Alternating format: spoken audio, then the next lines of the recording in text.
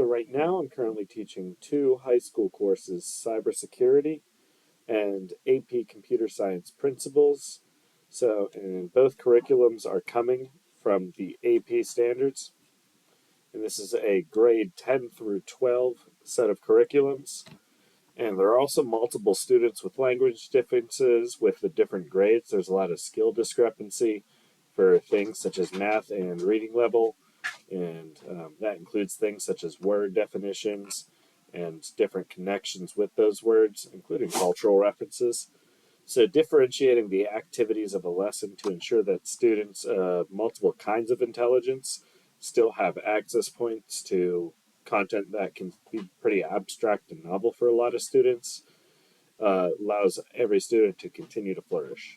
And so with computers, obviously, the most prominent of the multiple intelligences that we're going to encounter. There is, in both curriculums, a lot of questions actually of the existential intelligence, where students have to think about their place in the world and their impact on things. Within my cybersecurity class and my AP CSP class, I like to engage with linguistic intelligence a lot, specifically with word definitions and finding ways to define words without using the words in the definition, which is a skill I still see some students struggle with, but I find that if it's done, it helps a lot of students figure out what things mean. Logical mathematic intelligence, especially in some of the early parts of the CSP and the machine learning parts, we discuss a logical mathematic intelligence, adding binary code. Now, and spatial intelligence is beginning to become more engaged as students move into the computer tasks, which includes things such as pixelation and other visual things, such as how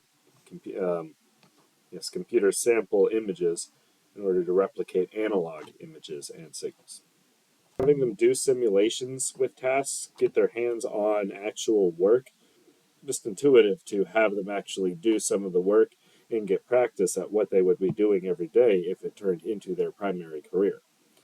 As well, it engages kinesthetic learners, and with many of the tasks, including sometimes looking through numbers and engaging with numbers just visually, the logical mathematical intelligence, especially the logic of this happened, how can I study to make sure this is the cause, will be engaged for those students. For students who might need to be engaged more as leadership roles in engaging with their interpersonal and intrapersonal intelligences, so that's the interpersonal, that's person to student, and intrapersonal is they can self-regulate and engage with essentially their own metadata, the facts about themselves, is the students can take on different roles within a situation, within the role play environment, especially for, again, this career focus of how do you protect against cyber attacks? Well, let's throw one at you and let's put the students in the positions that they might find themselves best at, and even kind of maybe cycle them through roles so that different students might expose themselves to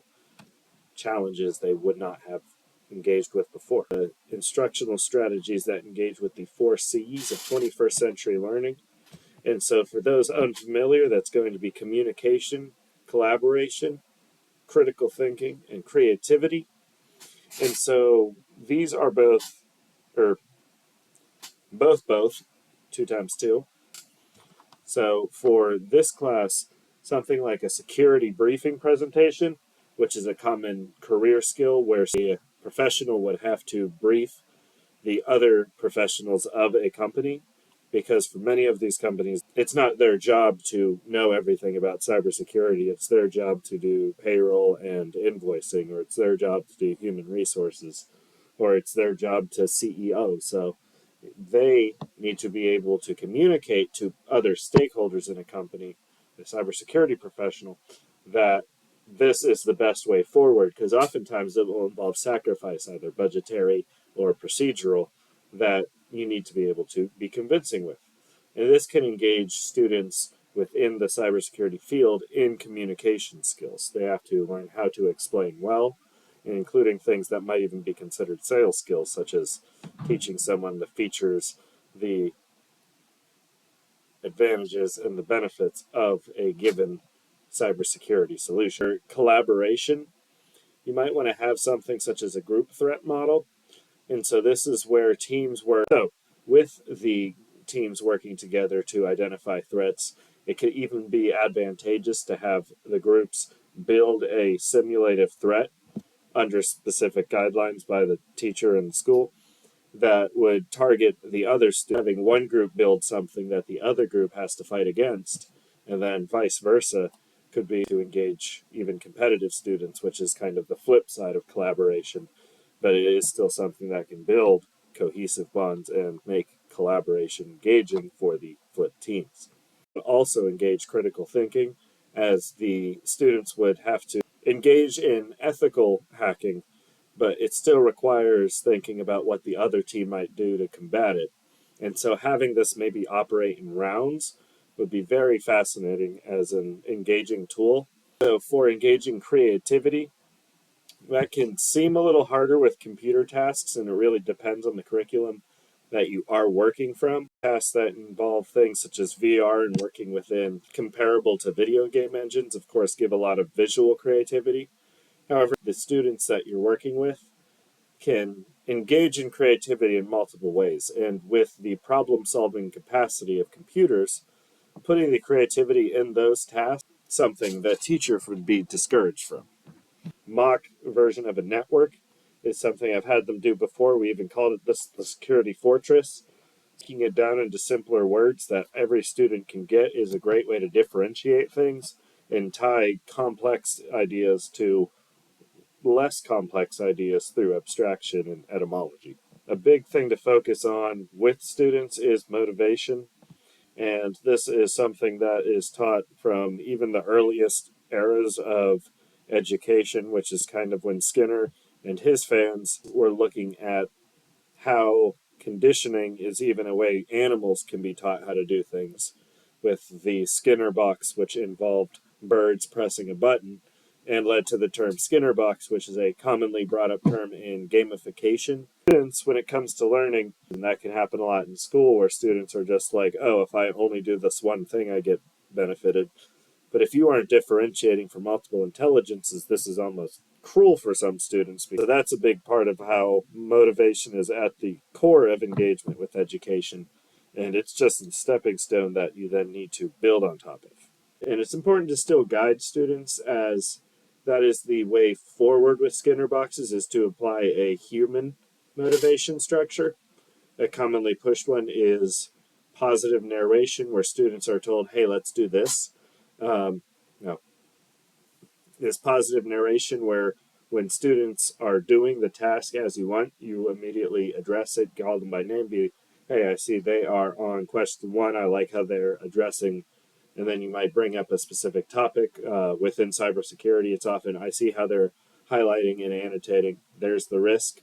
Here's the mitigation for the risk. Working within code.org, which is a great program, it's just a way to kind of engage students in a tactile and visual way, which for many students can be more engaging, especially with the recent reading gaps for many students. Strategy I also use for motivation is, of course, just differentiating the definition of things. Computers can be very abstract and even alien to some students, especially things like binary math, where instead of getting to do addition in base 10, which by high school has become relatively natural, they're all of a sudden thrust into binary, where simple addition in base 2 is a whole like multiplication scheme for them that they have to adjust to.